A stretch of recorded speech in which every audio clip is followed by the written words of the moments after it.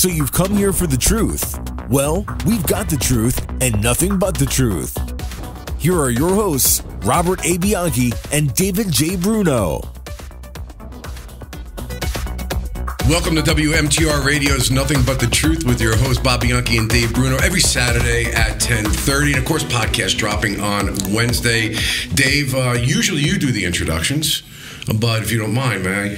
Oh, absolutely. I mean, what a gift we have today, Bob. It's all yours. Go ahead. Yeah, you know, we stay away from politics because this is a show about mindset. It's about resiliency, and we have all sorts of, great people that come and talk to us about their success.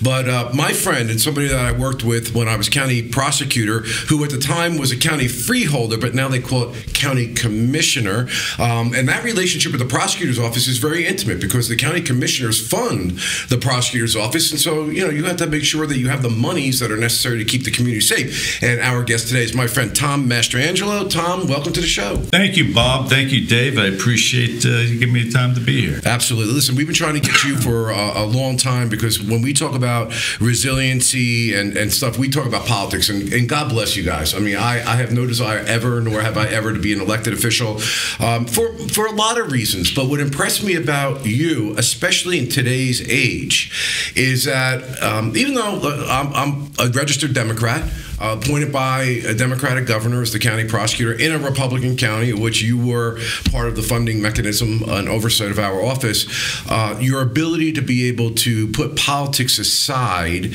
and work for consensus and good government. And when Dave and myself talk to you about you, we always talk about that. And I think today, that's a unicorn. Mm-hmm. That's unique. And I'd like to ask you, where does that ability to be able to see people for who they are and do the right thing, where does that come from? Well, Bob, I think you said it, seeing people for who they are and where they come from. It's really about being authentic and being the person you are. And where I grew up, I was born in Newark, New Jersey, and came from modest means with my family and my parents. And they always taught me to number one, accept people for who they are, and you always got to help. And I see public service as a way to help people. Okay. Because we do this part-time.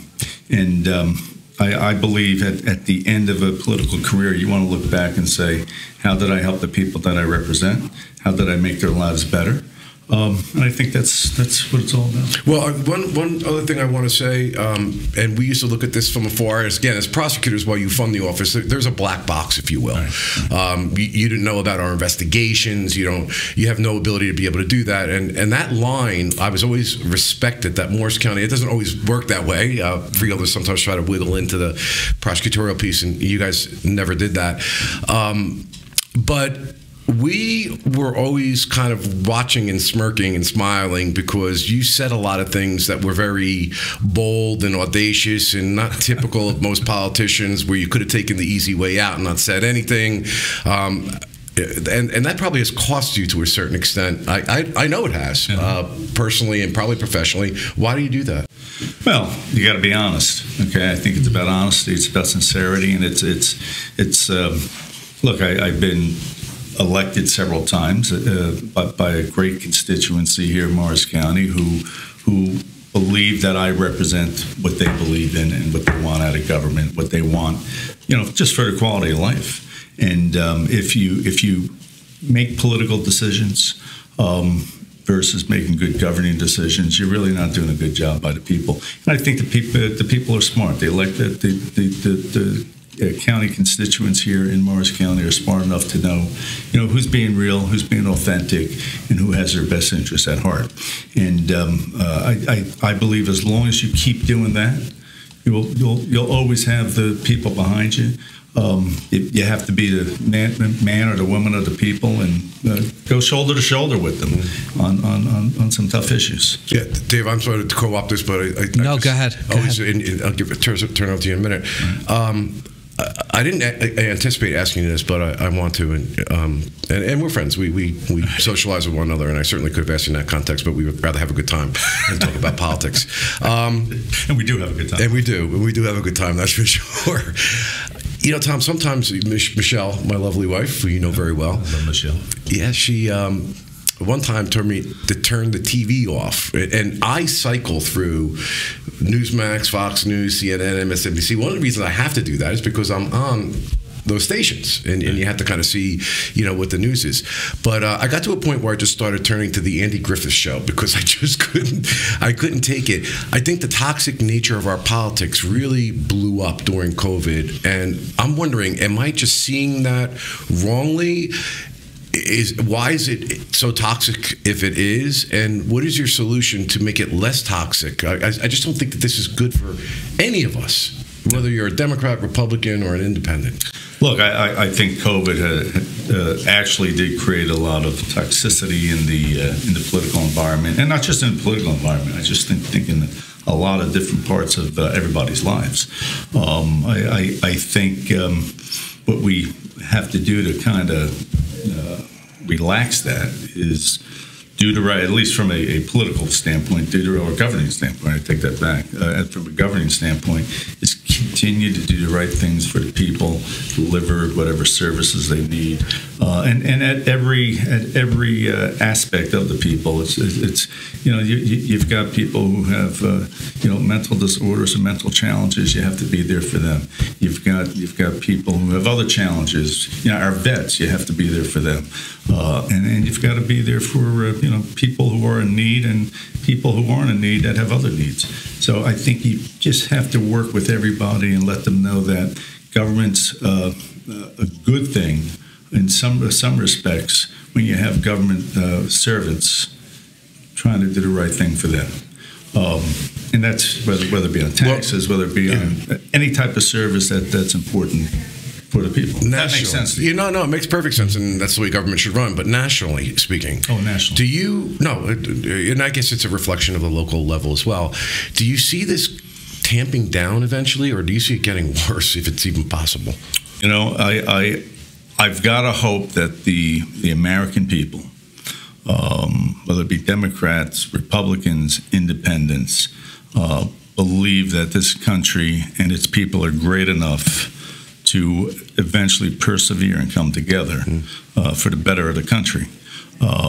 If that doesn't occur, then I think we're definitely going down the wrong path, and we're going to face some other real tough issues, not just within our country, but internationally. Wow, I'll tell you, for as long as I've known you, you've been successful in everything you've done. Literally, the primaries, the generals. And one thing that I've noticed about you, Tom, is that your energy is always up. I mean, there's so many things to do, especially in election season with the events and the fundraisers and getting out into the community. How do you maintain that energy from event to event, day to day? Well, I think it's based on success, right? The more success you have in reaching the goals, whether it be in business, whether it be with your family. And I have a beautiful family, as you know, Bob, yes. and Dave, and whether it be your family and whatever you accomplish in governing. I think, and that's governing whether you're at the county seat or you're on the street with the people.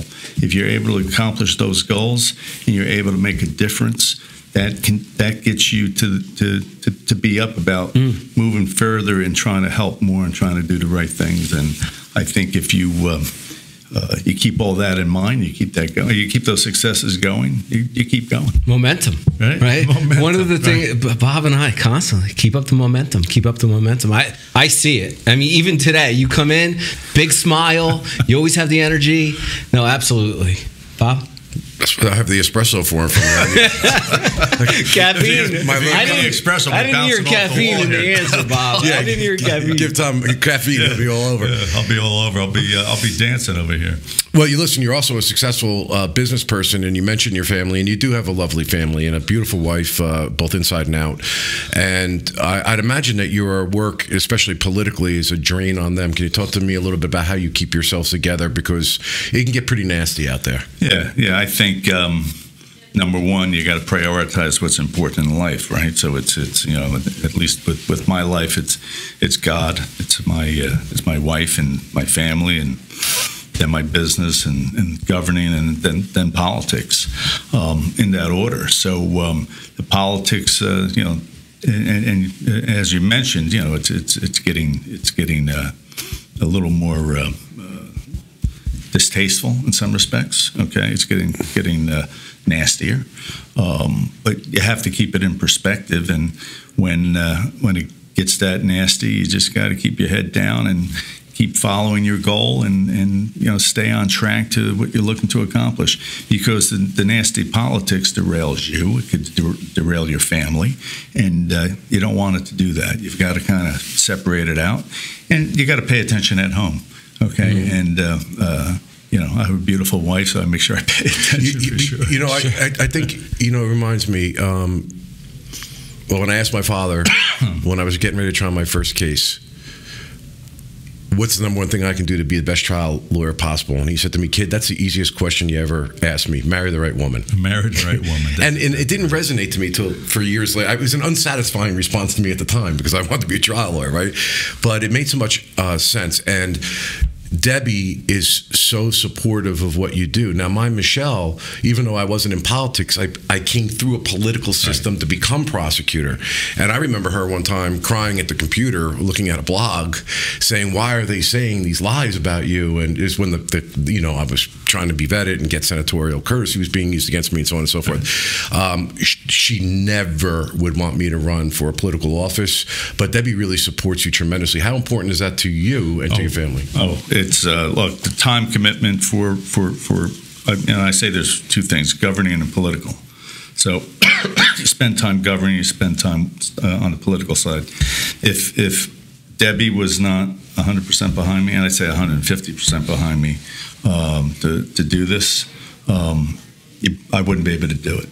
That's probably the biggest support that I have is from her, and she gives me the inspiration to do to continue to do the right thing. And she says, "Hey, just keep doing what you're doing, and whatever they're going to say, and ignore it." I'll make a personal observation before we go to break, and that is Debbie is not political. She's not running for office, and I think that she could rather pretty much care less. But her love for you and your love of it is what keeps it going. And that's always impressive because I watch her engage when these things are happening. Yes. So it's not like she doesn't care. She doesn't just. Michelle was more like, look, let me just not be involved at all. She's involved, but it's only because you love doing it that she supports you, and I've always been impressed by it. But Tom, we got to take a break. This is WMTR Radio, is Nothing But the Truth, every Saturday at 10:30 with your host Bob Bianchi, Dave Bruno. We'll be right back. At the Bianchi Law Group, our team of former prosecutors and certified criminal trial attorneys specialize in criminal defense and domestic violence cases. When you need a law firm with courage, compassion, and the commitment to fight for you, call the Bianchi Law Group today. Welcome back to WMTR Radio's Nothing But the Truth with your host Bob Bianchi, Dave Bruno, every Saturday at 10:30. We have with us County Commissioner Tom Mastrangelo. Dave. Yeah, Tom, before the break, you were talking about family and paying attention, right? But you have more than the family that you have to pay attention to. You have the constituents, you have governance, you have an election coming up. And my business. And your business. So, is there any more you can pile onto my cousin Jenny? Relationships. I mean, relationships are key. Support, garnering support, maintaining support. So what's the key to keeping that support and fostering these relationships? Well, I think the relationships, at least in the political business, is with the people, okay, and being present, being there, them knowing you're there, them remembering you're there. And the only way they're going to remember is that you're constantly there. And that's what I've been able to do. And we talked about successes earlier. And the success of being elected and continually being elected is because I'm always on the ground with the people. And let's face it, this is always about the people. It's not about me. Okay. And you have to deliver. And if you deliver and you're there and you're present, I think that's what makes it work. But it's about the people, and you've always been very outspoken and to your detriment in order to run good government for the people. Mm-hmm. I've always respected that. But there's also a political system that you have to deal with, and I'm not asking you for a specific instance, nor do I think you'd give me one, and I don't want you to. Right. But it involves being able to deal with betrayal. I mean, I tasted it just a little bit as the county prosecutor. I think it's almost a stock in trade in the political world. I mean, it's very hurtful to me when it happens. How do you deal with it? Is it hurtful to you? Do you just expect it? How do you deal with that? Bob, initially, and Dave, early in my career, I was disappointed with people because of betrayal. And as Debbie always says, I expect people the way I treat people, and and I think my threshold of, or at least my expectation is higher than maybe some. Okay, but as time goes on, you learn to expect it. You learn to not be surprised by it, and you just move forward. And that doesn't mean you don't make peace with those people who perhaps betrayed, okay? But you file it, and you know better how to work with those people on other endeavors if there's a reason to. So I know people. Sense. Yeah, I know people, and I know the feeling. Trust me, you know my story. Yeah, I do. And I said to somebody with a very significant betrayal, and somebody couldn't get past it. They were affected as well. And I remember having this conversation saying, every single night you go to bed and every morning you wake up, to the extent you can sleep, you're living with that person in your head. They're affecting you. They're not doing anything to you, but you're allowing it mentally to affect you. You've got to put it away. It's hard to do. You have to go through processes in your mind, especially if it's really significant. But do you agree with that? Because I know people that hold a grudge forever. Yeah, you know what? I'd say early on, I wouldn't even call it a grudge. You kind of hold on to it a little bit. I've learned to file it and just move on. And because I think by holding on to it, it makes you less productive in what you have to accomplish. So I just rather file it, move on, and know what column to put these people in. Dave, it reminds me of that. I don't know who said it, but it's like revenge and hatred is like picking up a hot rock and throwing it at the person. The only person that gets burned every time is yourself. Coming back at it. Right. In between your 2 years, in your mind, I wonder, Tom, you got the past, and kind of we just hit that a little bit. You have the present moment and the future. Where are you spending most of your time? How do you look at those 3 periods of time? Dave and me debate this a little bit here. Well, look, I think the past is your past is your lessons, okay, and it's what you and how you become who you are for the present, and it kind of helps you work towards the future.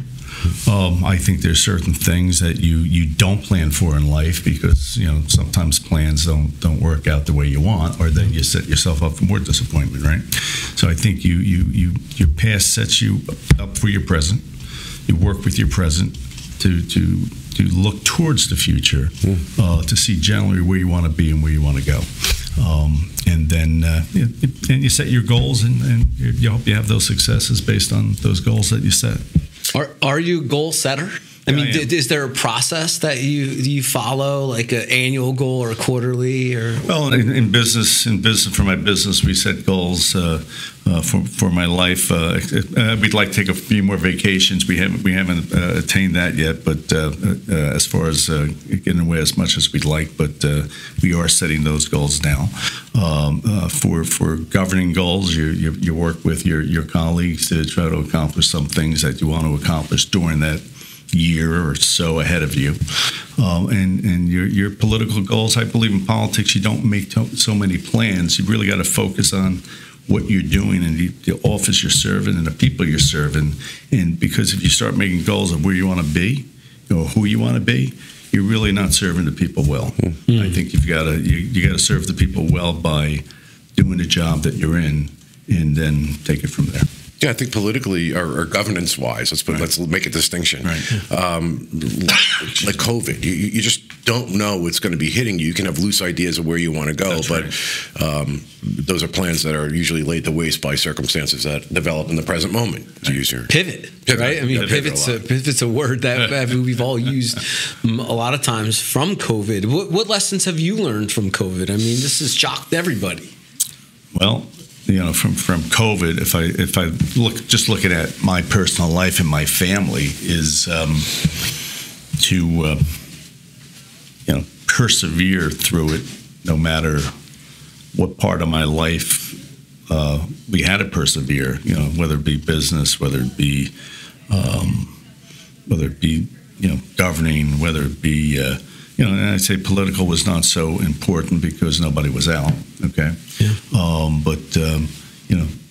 just focus. I think I look at every aspect of my life, and it got better in different respects. Business got even better because you set those goals and you make sure something like COVID did not distract you through the process. I did enjoy helping the people during COVID. And you probably saw some of the posts, but where I was involved with a group where we were helping restaurants and we were setting up food orders and doing that around the county, and you see the gratitude on people's those restaurant owners' faces, because you look at them, they were struggling, and that was just a great thing to do, and helping people is through COVID was probably the best thing. Well, frankly. I remember when I came in here and I had my meeting with the Freeholder Board. And you know what? Actually, it just brings back a memory. I used to always want you guys to come down and see all the great stuff we were doing. And the response always was, no, we trust you, whatever, it's black box. I said, I'm not going to be telling you about an investigation. I want to come down and show you that we revamped the phone system, that we saved money here. I think you were the only one, there may have been one other one that I can remember that routinely came down, and we were always so proud to be able to show what it was that we did. But we felt good that the people that were funding the office, that somebody showed an interest. And don't get me wrong, I think the Freeholder Board at the time, now called County Commissioners, I do remember Margaret Nordstrom saying, our primary goal is to make sure that the community is safe, and whatever you need to make that happen, we're there for you. And you guys put your money where your mouth was with that. That's right. Saved you millions of dollars each year, may I say, right? Yeah, you did, and you ran a great office, by the way. I got to say that. I appreciate it. Yeah. But I really do believe OEM with Jeff Paul and Jimmy Gannon and the Sheriff's Department. I honestly believe county government is at its peak excellence in this county. You're an Essex County guy, I'm an Essex County guy, we have relationships in different places. I think it's a pretty damn good place to live. It is a great place to live. It's one of the top 5 counties in the country. It's one of the top 35 healthiest counties, or top 10 healthiest counties in the country, and it's because of people working together and doing the right thing. We just run a great place. It's just not about governments. How we coordinate with the private entities, how we coordinate with our chamber, how we coordinate with our healthcare systems, how we coordinate with other resources, other government entities that help Morris County become the great place that it is. And it is a great place. I love Morris County. We're time's going to come to an end, but I'm just curious. I always do this. I may be crazy. I call it your deathbed confession. Like I always say to myself, I don't want to be morbid, but if I have an opportunity at the time of my passing on to contemplate what my life meant, I remember speaking to my mom before she passed, and it was so interesting. She was born in the Depression, abjectly poor, very different story from my dad. And everything she had gone through, the wars, the whole thing, hit by a car, declared dead, given her last rites. My mother had a tough life. She had every reason to complain, and she didn't.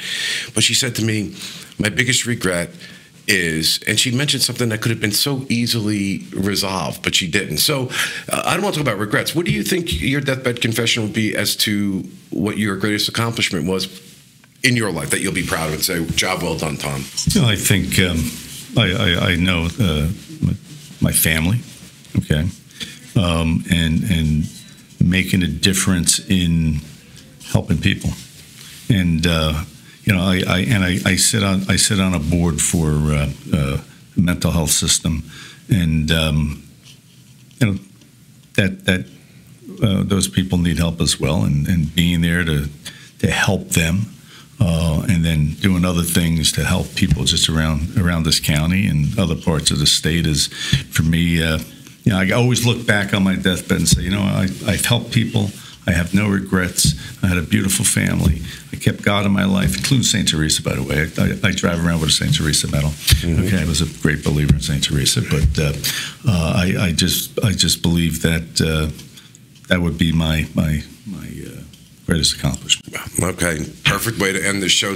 Where can people find? All right, my bad. Where do we find you, Tom? How do people find you? Well, you can find me at Morris County. You can find me currently website Mastrangelo for Senate.com. I just mentioned that because that's a website for me right now.